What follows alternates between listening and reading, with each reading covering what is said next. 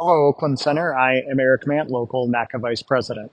We are filming today from the pickleball court at Oakland Center that NACA invested in last summer. I hope each member gets an opportunity to use it. Being involved in your union can include many different things, from simply paying your dues to being an elected representative or even traveling to take NACA Academy courses. This year, the most important way that you can be involved is to simply be aware and informed of what is happening in NACA and the potential changes in the near future. Over the last year or so, Charles and I and dozens of other FAC reps around the country began to notice the agency's posture begin to change towards labor. Specifically, we have all observed the agency becoming not only less collaborative, but teaching their new OMs and operations supervisors to be less collaborative with NACA. This shift has been observed at the local and district level, and likely the national level too. Unfortunately, these observations stir up painful memories of the White Book. Many of you did not experience the White Book or might not even know what it is. The White Book was a period in time in the mid-2000s when the agency used a legal loophole to impose draconian work rules during contract negotiations that NACA did not agree to. Rules like a strictly enforced dress code, break times, and the inability to leave the facility while on break. In addition to the imposed work rules, the agency also imposed a pay scale for new hires that was significantly less than current controllers. I want to be clear that this message is not intended as a scare tactic, but we want to make you aware that union leaders around the country have noticed a shift in posture towards its collaborative relationship with NACA. All of that being said, over the next couple of years, many things will happen that are going to have a significant impact on the future of your career. First, we are holding national union elections for NACA. President, Executive Vice President, and all of the regional vice presidents are up for election this summer. These are the leaders that make decisions to extend or open the contract for negotiation and the direction we take with those contract negotiations.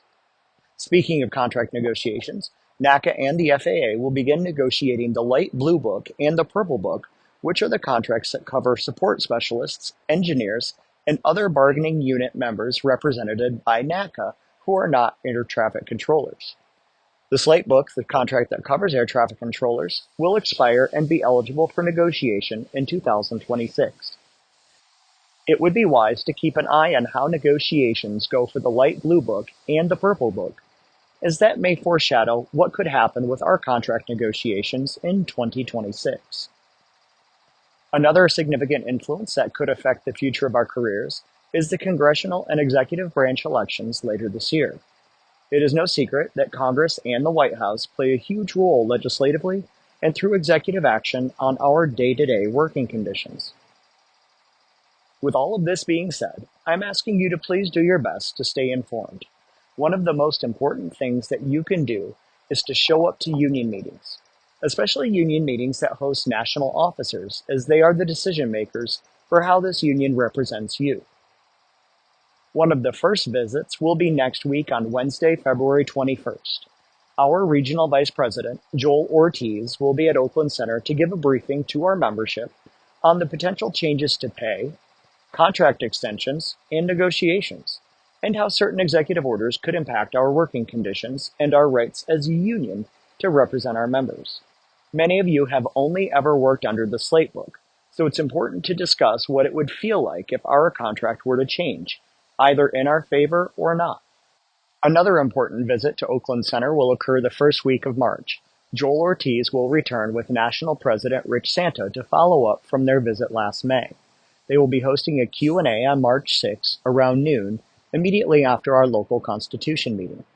Taking a couple hours out of your week to attend these meetings, ask questions, and engage in the conversation is one of the most important things you can do to take an active role in the future of your career. As I mentioned earlier, we are holding national elections for NACA this summer. Candidates running for president, vice president, and regional vice president will be coming to Oakland Center to answer your questions.